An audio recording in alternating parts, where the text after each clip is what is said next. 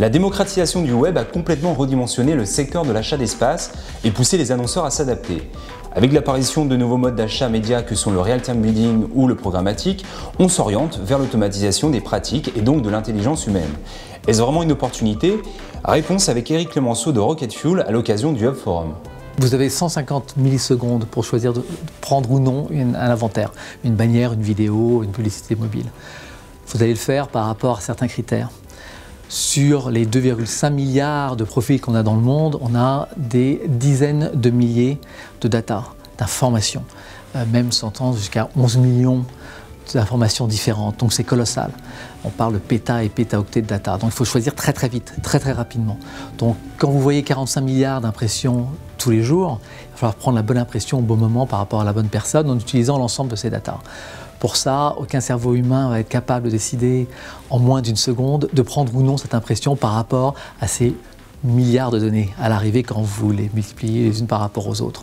Et c'est là où l'intelligence artificielle va faire la différence pour le meilleur ROI, pour l'annonceur, au meilleur coût possible.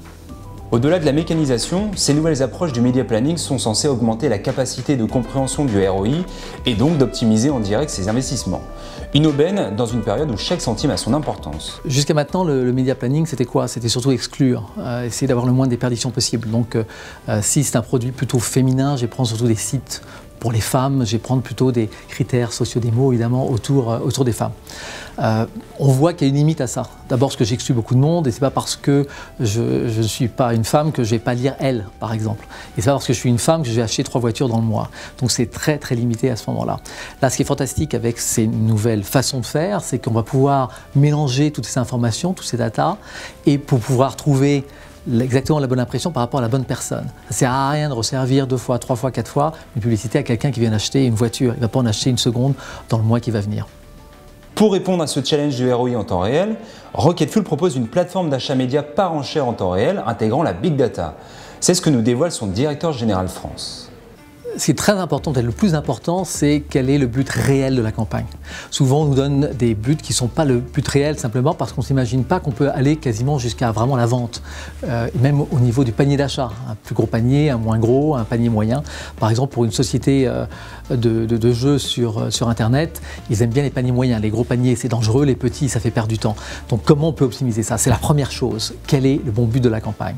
Ensuite, évidemment, qu'est-ce qu'ils attendent? Ils attendent d'avoir la plus grande vente possible par rapport aux investissements les plus faibles, mais aussi tout un retour d'informations et de data, puisque à l'arrivée des campagnes, on est capable de leur dire qu'est-ce qui a su performer, quel type de site, à quelle heure de la journée, si c'était plus le mobile que la vidéo, que le display, que FBX sur Facebook et tout ce que vous voudrez.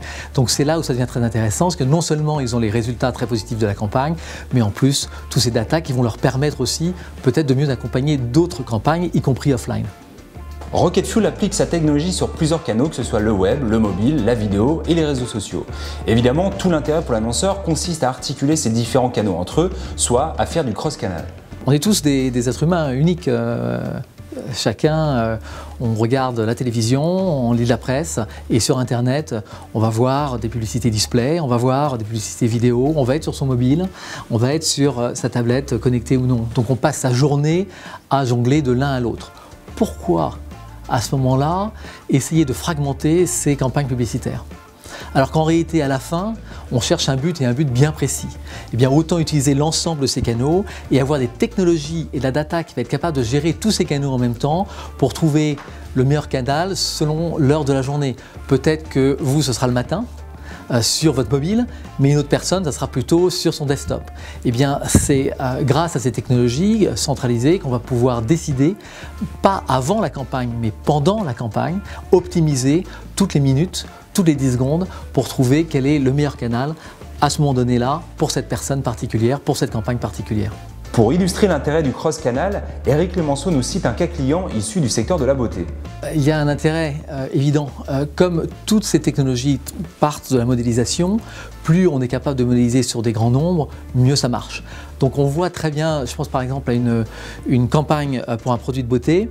Au départ, c'était une campagne display qui marchait à peu près correctement. Ensuite, très rapidement, on a rajouté du social. Mais toute la courbe d'apprentissage qu'on avait eue avant sur le display a servi au social et à l'inverse aussi. Et du coup, tout ça, c'est pas trop cher, ce sont des impressions qui sont pas onéreuses. Lorsqu'on est arrivé sur la vidéo, eh bien, la vidéo qui est beaucoup plus chère a profité de la courbe d'apprentissage des deux autres, ce qui a fait que cette campagne a surperformé. Et que si on avait traité ces différents canaux d'une façon isolée et pas tous ensemble, eh bien, à l'arrivée, on aurait eu des résultats en termes de coûts, de coûts d'acquisition. On avait fait les calculs de plus de 40% de différence. Donc c'est énorme, c'est colossal. Donc essayons de gérer ces campagnes de façon centrale sur l'ensemble de ces différents leviers.